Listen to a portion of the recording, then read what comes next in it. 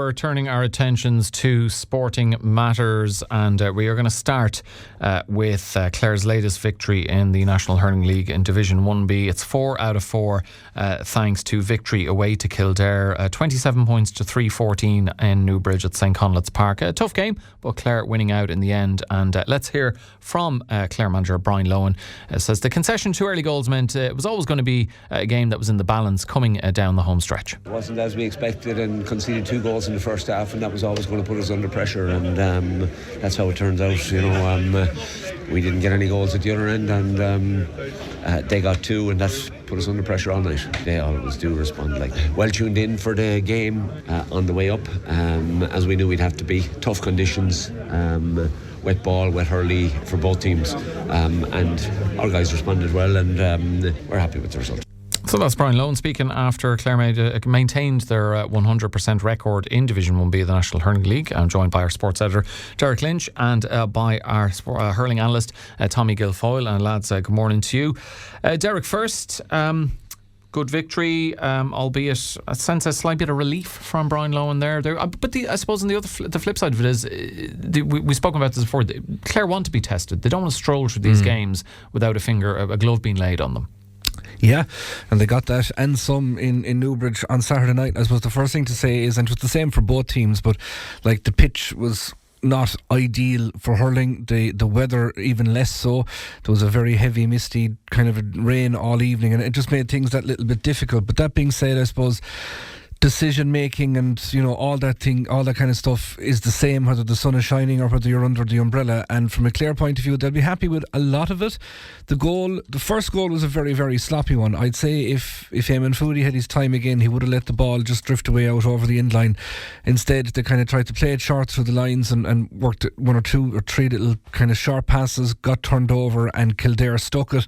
And from there, they got a bit of belief and confidence from that. And the second goal was a really, really good move and a really, really good finish. So there's not very little you can do about that. I do think management would be concerned about conceding, the 3-14, 3-15, whatever it was on the night. Conceding 3 goals is a cause for concern.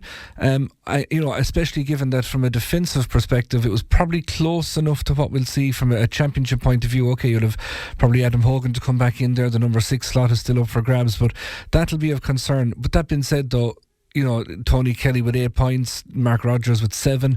There was a lot to like about it, and you had leaders standing up, and Tommy will expand on this in a minute, but certainly we've praised a lot of the younger players this year that have come in and done really well in Dermot Stritch and Jack O'Neill and Niall O'Farrell in particular, those guys. But it was the introduction at half time of David McInerney and Cathal Malone that probably turned the game. It just gave Clare a little bit more sense of being solid around the middle third. Cathal picked off a couple of great points. Davy Mack set up some brilliant scores, and that bit of old head on a tough night was badly needed. Okay, let's bring Tommy in. Tommy, what did you make of a stiff test for Clare, but one they ultimately came through? Yeah, and I wouldn't have expected anything else. This was a free shot for Kildare, managed by 2 or 3 Kilkenny people, so they wouldn't have feared Clare, and I'm sure, and again, the first half, Clare knew that they were in a game. I think, Kildare set out their stall, and one wondered, would they try to contain Clare or, to be negative? They didn't. They came out and they took the game to Clare, and, fortune favours the brave. I think at half time, Clare had the ability to adjust. I think, up the physicality, up the intensity, and in the first half we were just struggling to get on the ball. In the second half, we worked a lot harder, and again, as Mark Rogers and Tony Kelly's the scores Tony Kelly got on an evening and on a pitch like that were a joy to behold. But look, we come to expect that. But the real plus for was the bounce off the bench. I think it was David McInerney, Cathal Malone, Jack O'Neill. Really around that middle third, Clare took a foothold. Now they conceded a late 21. So they'll be disappointed with that. But I think what Brian Lohan and his management team will be most pleased with was on an evening, a dirty wet evening, that character and needed to be shown, and Clare, as I said, adjusted at half-time and picked it up, allied to the fact that, you have young lads there now putting up their hand, Niall O'Farrell, Jack O'Neill, Senan Dunford, all those players. So the mix is coming together. It's about getting your best 20. And again, look at, we go to Carlow next week. A different challenge, I'd say, probably a more physical challenge, but slightly surprised that with the manner in their defeat to Antrim, so they'll be on the rebound down at home. So I think it's rest and recover for Clare and prepare for Carlow next week, which they've done since the start of the league. So I think 4 games, 4 wins. I think the report will say satisfactory. And we'll get to the Carlow game in just a moment. But Derek, I want to ask you about the playing Kildare and playing them in Newbridge. At the outset of the league campaign, we're talking about the road less travelled and accentuating the positives for Clare being in Division 1B, and that was part of it. You touched on it last week that Clare football supporters, it'll be not new territory for them, but for hurling supporters more so. That aspect of it, what was that like? And was it a decent crowd? Was there a good atmosphere? Huge Clare crowd. Absolutely. I'd say 80% Clare. I heard there were a lot of Club Clare hats on display. Yeah, there was, and it was very evident from early on that it was going to be a big Clare crowd. I think Tommy mentioned it at the start of our commentary. At 6:15, the stadium announcer said the stand was full, and I know that stand can hold probably close to 4,000 roughly, and there was, as I say, definitely 80% of that Clare. A fantastic venue, a lovely bar facility in off the stand as well, and we didn't get to sample that. Beat me to it. We stuck to the tea and penguin bars now, all right. But, it was big, massive, huge Clare crowd. But this Clare team have had a huge buy-in from the supporters anyway, and as I said, that was really evident the other night. Pitch, as I said, not in the best of condition. I know that God Almighty, the rain that has fallen, how could it be? But it was just, there was a fear that it was a small bit dangerous. There was a patch in front of the stand where there was actually standing water, and it was mud for a finish, and there was another area with a bit of gravel on it. So you were saying, get out of here now without any big injuries. You don't want to be lamenting the night that you left to fill on too long and something happened. Now, 1 or 2 of them were kind of limping a little bit off afterwards, just wondering, is that the exertions at the ground, or will it be a case of, lads, you don't need to see Netwatch Cullen Park next week or whatever. So, but I suppose it's all about momentum now. We keep saying it. You have another game now against Carlow, you have the last game against Wexford, then you've hopefully that 1B final, and then you're into championship. So you're talking 3 games now before Waterford come to Páirc Chíosóg, so that won't be felt. Yeah, Tommy, the Carlow game, Clare, they don't even have to beat Carlow, they just have to avoid defeat, and they're into the Division 1B final, which I don't think anyone will be surprised by. As you say, Carlow will be looking to bounce back after maybe a somewhat surprising defeat to Antrim, given the form Antrim had showed recently. What are you expecting next weekend? Well, I'm expecting a bounce back because, their manager, Pat Bennett from Waterford, would be demanding that. I'd say they would have been disappointed yesterday, but, that's the beauty of the league. You've disappointment one weekend, you have an opportunity to atone for it the following weekend. And I think the big plus from a Clare point of view at the moment is that, we're in Division 1B and you can look on that both ways. It's an easier option. But I think in the lead up to the championship, whereas you look at 1A, you've all the Munster teams taking lumps out of each other at the moment and a bit of shadow boxing. If you look at the run into the Munster Championship, we have 3 Leinster teams, so that means we don't be playing, so there'll be no phony games, I think. So, that is in itself is a big plus, where they can approach the game, not trying to not show their hand or whatever, and they can do that with a clear head, just concentrate on the game in front of them. But, come again, look at it. I mean, as the weeks go by, we were discussing here this morning at work, could you name the 3 out of the 5 teams that's going to qualify out of Munster? I know that's a long way away, but it just gets tougher and tougher. Carlow, I think, are proud, and again, like that, you have the pockets of hurling, probably influenced by a lot of Kilkenny coaches and stuff. So they will no more like Kildare. I think they will have a cut at Clare. It'll be a different game, I think, to the Kildare game. It'll probably be they're all big men. So I think it'll be a case of, doing your preparation work, getting your recovery, taking next Saturday's game as it comes, and then, move on to Wexford, and you become 1 week closer to the Munster Championship. So avoid injuries, try and improve where the improvables. From a Clare point of view, I think, we need to probably improve our own puck-out retention. We got 20-something points again, so that's a good return. So look, it's just the consistency of performance, I think, is what they'll be looking for. There'll be no bells and whistles around the performances. I think the management won't be fooled by the fact that we're in 1B, but I think they'll also, keep an eye on out for that championship. So that's where it's all building to.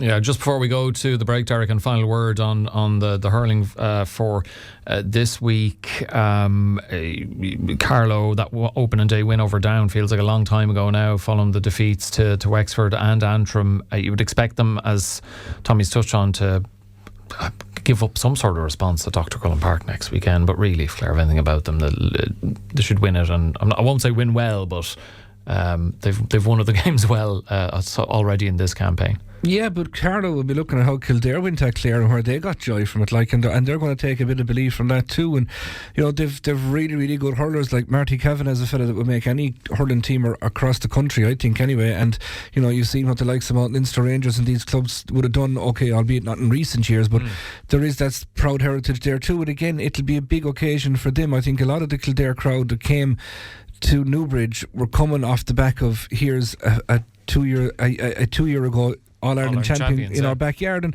it'll be the same in Carlow. They don't get those kind of games all that often, and it'll be another sense of intrigue from a Clare perspective. They'll get to the players will be walking out that famous, almost psychedelic tunnel that's painted in the Carlow colours, coming out from the dressing room onto the field in Dr. Cullen Park. If you don't know what I'm talking about, Google it there afterwards. You'll see what it is.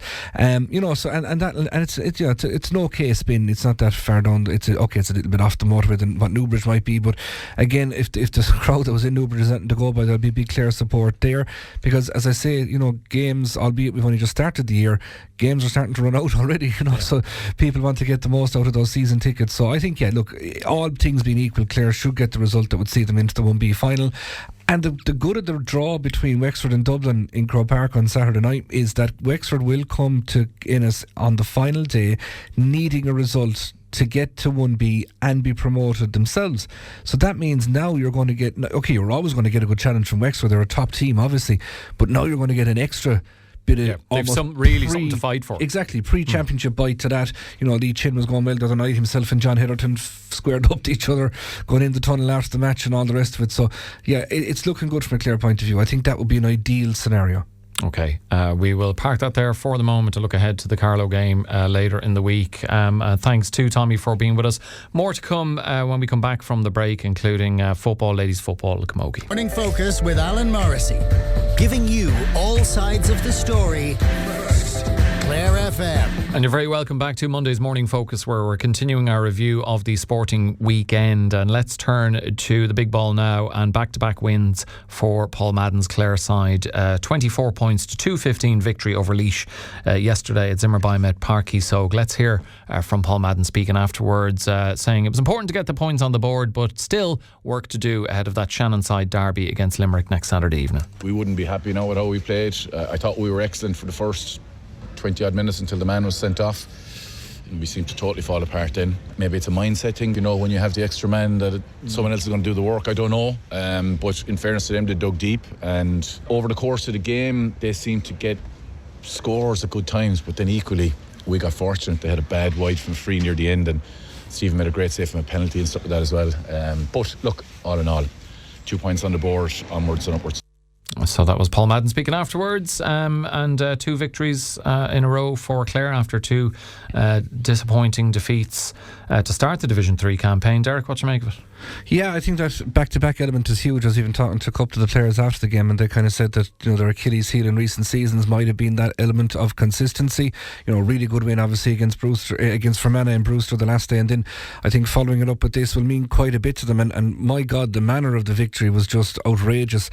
Evan O'Carroll, who had been an absolute thorn in Clare's side all afternoon, he missed a penalty. I say he missed it. Stephen Ryan got a brilliant right hand to it, turned it off the post, and Clare managed to clear it. And then with the dying breath, we had the new element yesterday of the hooter in operation in Páirc Chíosóg, which was a new kind of dynamic. And with that almost about to go, Evan O'Carroll got a free dead straight in front of the post and incredibly just hooked it to the left and wide. And we were all, we actually nearly missed him kicking it wide because we were marking it down on the programme.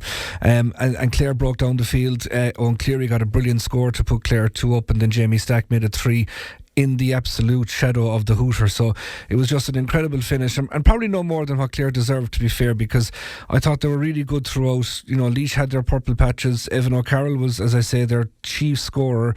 They lost their centre forward Brian Byrne to a straight red card in the first half, about 23-24 minutes in. I don't think he could have any complaints. We saw it, well, I saw clearly anyway what he did take Maguire. It had to be a straight red card, and that kind of put them on the back foot. But then Clare lost Killian Brennan to a black card when the penalty happened, and Laois really took advantage of that. And it actually took Clare a while to get used to the dynamic of having the 15v14 where best to play their spare man.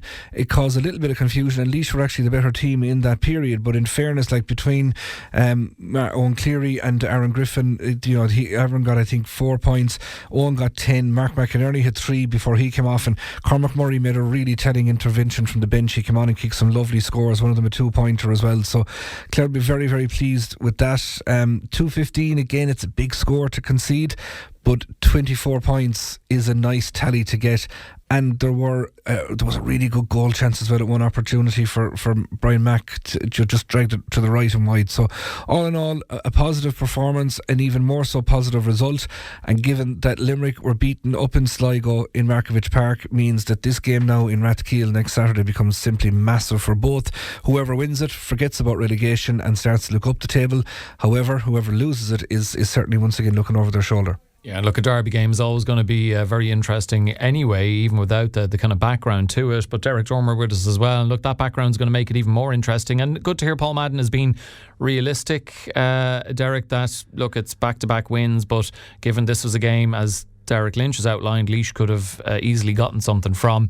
He's realistic enough to know that a similar performance might not be enough next Saturday evening. Oh, absolutely. Look, Paul Madden's under no illusions at the look, a fantastic weekend for Clare football, but he's under no illusions of the bulk of work that has to be done, and he's willing to do that, and we're willing to row in behind him. And I think Saturday again against Limerick will be another step in the right journey, in the right direction, and on Paul Madden's journey, and his quest is to bring Clare up into Division 2 and to be contenders for a Sam Maguire. If it takes 2-3 years, so be it. We're all in behind him, and look, the signs are good. The players are playing for him, and that performance again, that just showed the character amongst the group. And if you're willing to play for the jersey, that's 90% of the battle, and that's what we saw at the weekend in all Clare colours. It has to be said. Yeah, Derek Lynch, as you outlined this game, Limerick really need to win. They'll have home advantage, but it should be an interesting game. Is it one you think Clare can make it 3 wins on the trot? Will they learn the errors that they made from yesterday and improve upon that next weekend? Yeah, I think so. And again, they're getting a great bounce from the bench. I thought Shane Griffin was really good when he came in. Conor Meany came in from the start. He played really good too. Jamie Stack, as I say, clipped his point and did really well. Okay, lost Mark McInerney to what looked like an injury in the opening half, but in fairness, I think the word is that he should be okay for the next day out. Cormac Murray, as I mentioned, came on and did really well too. So again, it's the performance of Dermot Coughlin for me. He's pulling the strings from a Clare perspective. Josh Vaughan did really well on his first start at midfield. I thought he put in a great shift, the Innes Diamond man. So there was a lot of positives from a Clare point of view, and going down to Limerick now, there's nothing to fear. Okay, Rathkeale on a Saturday evening, that's going to be a logistical thing to figure out, not too far down the road, but at the same time it's a tight venue. It can be an intimate kind of a venue. So yeah, 3 wins on the bounce would be absolutely massive given the disappointing enough start we had. But that table now is really starting to constrict. Down in Westmeath, they're doing what we thought they would. They're winning their games, but everywhere else is really tight around the middle of it. So another 2 points here could catapult you really far up. Yeah, between third and seventh, 1 point separating all of those sides. So very tight. Look, we'll look ahead to the Limerick game in Friday's preview. But Derek Dormer, just to turn to St. Flannan's and great performance from them against Kilkenny CBS. Took a bit of a late rally though, particularly the final 10 minutes proving to be the difference for Brendan Bugler's side. Yeah, that's when they kicked on. And look, it was a victory for grit, Alan, to be honest. They hung in there. Kilkenny CBS came to play, and by God they did play, and you can see why so many of them are amongst that Kilkenny under-20 squad. So Flannans were tested, but they came up with the goods. Colossal performances around the middle of the park, because it was a heavy pitch, and Bancha, it did well to hold the weather, but it was still a heavy pitch and a small, tighter field compared to Cusack Park that they'd been playing in. So it was a test of character, and they overcame it. Late goals, Graham Ball, and Thomas O'Connor with late goals, but they all stood up. John Barry was outstanding, I thought, on place balls. They're a vital part, especially in winter hurling, and that's what it was. And I think he was 100% in the second half, and a couple of monster scores. One to actually put Flannans in front for the first time, and it was a fitting moment, and hopefully they can continue that in 2 weeks' time. Fingers crossed on that. Derek Lynch, presentation at the Rye stand between Flannans and a place in the Crow Cup final. Talk to us your perspective on the quarter-final win and what they can expect in the semis. I think the very same as what they got last year up in Gort against the same opposition, albeit around previous. It's going to be a massive, massive challenge. Like, it's obviously a hotbed of hurling in the Galway area there as well, and with the likes of Cathal Moore kind of driving it from the school's perspective. He's principal up there. You just know they're pulling in from real good traditional hurling clubs in Clare and Bridge, Turlough and obviously Athenry itself. So it's going to be a massive, massive challenge. But I think St. Flannans are going to take an awful lot from this, because okay, they'll be delighted with the victory, but I think they'll admit within themselves there's still a little bit more. There's still a little bit more there from what we know these lads can do, and I think they'll come on a ton for it, because it's not easy parking the disappointment of the Hartig final loss and focusing on a new competition and all that comes with it. It was that little less profile leading into it as well, whereas now you're saying, lads, 2 weeks' time, 60 minutes from Croke Park, like that's huge for these guys. So as I say, I think there's another 10-15% to come, and I've no doubt it will. Yeah, it's so true what you say. Like, not easy to focus on another competition after the disappointment of the Harty, but it'd be worse if they had nothing else to focus on. They can react, and there's an opportunity of further silverware to atone for that. So I suppose that gives them some sort of focus as well. Absolutely. And for the guys that would have been involved in that defeat to Athenry last year up in Gort, they're kind of saying, well, we've now a round up in the Crow Cup, and you've a bit of winning momentum and a bit of bite now back into the game, and it's coming to that time of year. It's busy for these guys. They're doing mocks. There's a lot of them involved in the Clare 20s. They're going to be out in championship action in a couple of weeks' time as well. So, but I suppose that means that the training they're doing now, the intensity levels goes up, and kind of one feeds the other. Okay, we'll move on to the Camogie, and Clare keep their unbeaten record going in the National League, beaten Wexford by 16 points to 7 in Meelick. Derek Dormer, late change of venue as well, which I'm sure didn't help, but Eugene Foodie's side trucking along nicely ahead of, like Paul Madden's side, they've got a derby game against Limerick in Capamore next Saturday.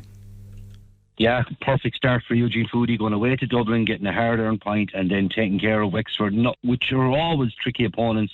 The change of venue didn't hinder Clare at all.